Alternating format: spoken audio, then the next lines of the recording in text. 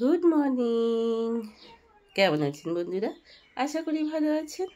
আপনাদের সুস্থতা কামনা করে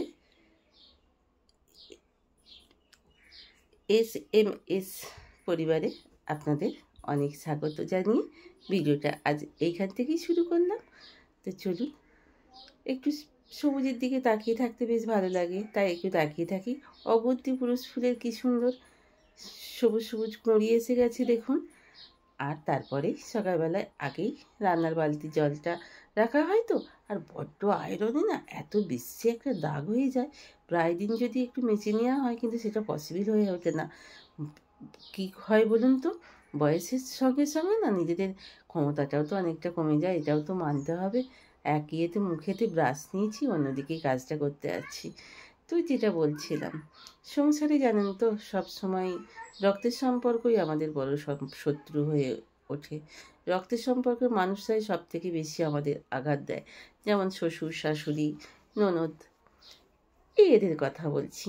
আবার যে নিজের বাপের বাড়ির দিক থেকেও যে সেটা হয় না, সেটা কিন্তু তা নয়, সেটার দিকেও হয়। কিন্তু আমাদের মেয়েদের শ্বশুরবাড়িটাই সব থেকে বেশি বড় জায়গা।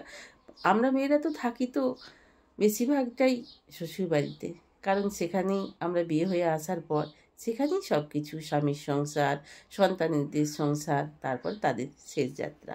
তো এইভাবেই চলে যায়। তো শাশুড়িরা কীরকম ধরনের হয় বলুন দেখিনি? সবসময় ভাবে তাদের মেয়েরাই ভালো। একটা ভালো বউ কাপড় পরলে সেটাকে বলবে, আমার মেয়ে যদি এটা পরতো দেখতে ভালো লাগতো, আমার মেয়ে এই, আমার মেয়ে ত্যান, আমার মেয়ে ত্যান। আমিও তো কারোর মেয়েরই বাবা। আমরা মেয়েরাও যাদের শ্বশুরবাড়ি গেছি, আমরাও তো তাদের মেয়েরই বাবা। আমি শুধুই সেটাই ভাবি। আমার খালি কি মনে হয় বলুন তো, সেই শাশুড়িকে কি তার শাশুড়িও ঠিক ওইরকম ব্যবহার করেছে? নাহলে তিনি ওইরকম ধরনের কথাবার্তা বলবেন কেন?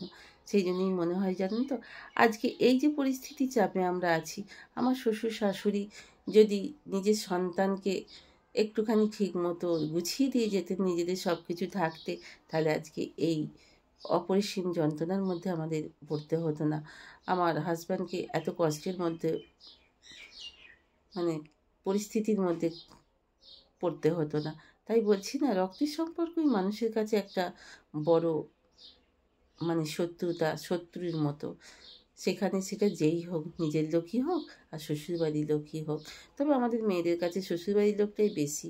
তো যাই হোক, এইসব বলতে বলতে আপনাদের সঙ্গে গল্প করতে করতে কয়েকটা কথা বলতে যেগুলো উপলব্ধি করেছি, হঠাৎ করেই আজকে মনে পড়লো। বাচ্চার সঙ্গে বাচ্চা ভীষণই অসুস্থ, তার মধ্যেও কথা কাটাকাটি করতে করতে, তো যাই হোক, ওখানে বাসন কোসন মেজে ঘষে এসে বাচ্চার গায়ে জ্বর আছে কিনা দেখছিলাম। তো জ্বরটা নেই জানেন তো, কালকে ডাক্তার দেখিয়ে নিয়ে এসেছি। প্রচুর ঘেমেছে এই দেখুন। তো চলুন, কিছু মনে করবেন না। আর ও খালি গায়ে আছে, তো একটু অ্যাভয়েড করবেন। তো একটু ঘামটা মুছিয়ে দিলাম বলে যেন কিছু বলবেন না, আমি ছাড়া ওকে কি দেখবো বলুন তো। তো যাই হোক রান্না বান্না খুলুগুলো একটু করে নিলাম। বাবা মা এসছে, মা এসছে। তো বাবাও গায়ে অ্যাভয়েড করে আছে, আর মায়ের বয়স হয়েছে, একটু অ্যাভয়েড করে নেবেন। তো আপনাদের মায়ের মতনই তো আমারও মা। তো যাই হোক, সবাইকে খেতে খেতে দিয়ে দিয়েছি।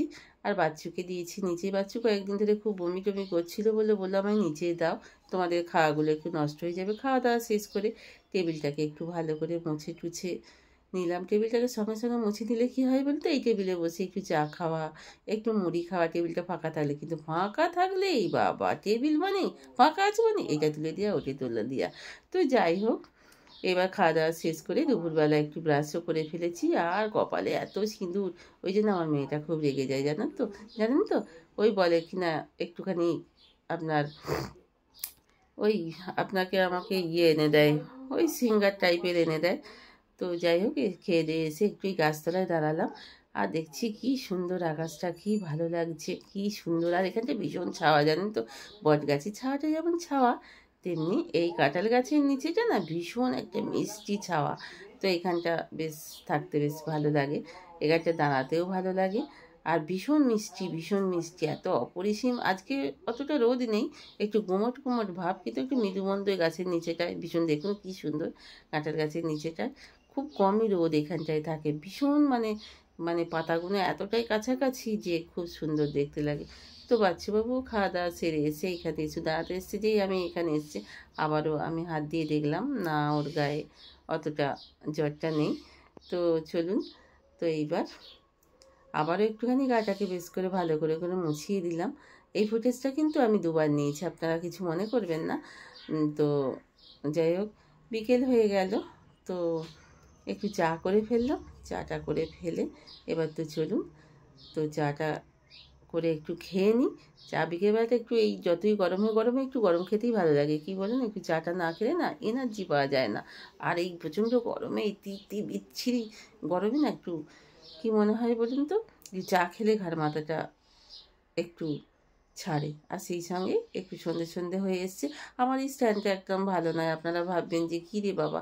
তো চলুন, এতক্ষণ পর্যন্ত যেসব বন্ধুরা আমার সাথে ছিলেন, পাশে ছিলেন, আপনাদের অসংখ্য ধন্যবাদ জানিয়ে, যারা আজ এখনও পর্যন্ত আমার সাবস্ক্রাইব করে দেননি, আমার পাশে থাকার জন্য, আমার পরিবারকে বাড়ানোর জন্য একটা সাবস্ক্রাইব করে দেবেন প্লিজ।